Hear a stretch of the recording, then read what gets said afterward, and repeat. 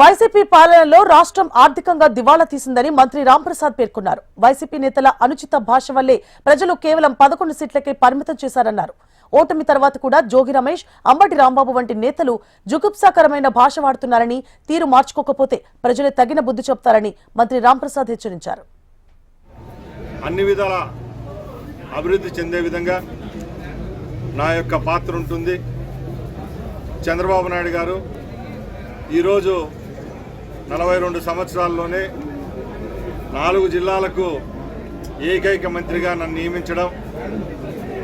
ముఖ్యంగా నేను ఒకటే చెప్తున్నా, ఏ పార్టీ అయితే ఏ గుర్తుపైన మనం గెలిచామో ఆ పార్టీ యొక్క కార్యకర్తల యొక్క మనోభిష్టం మేరకు పనిచేయడమే నా కర్తవ్యం. ముఖ్యంగా చాలా వెనుకబడిన ప్రాంతం మన అన్నమయ్య జిల్లా. ఈ జిల్లాలోని నియోజకవర్గాలు ఎంతో వెనుకబాటులో ఉన్నాయి. ప్రభుత్వంలో రాయలసీమ నుంచే ముఖ్యమంత్రి ఉండేవాడు. ఏ రోజు మన తాగునీరు సాగునీరు విషయంలో ఏ రోజు పట్టించుకొని పాపాన్ని పోలేదు.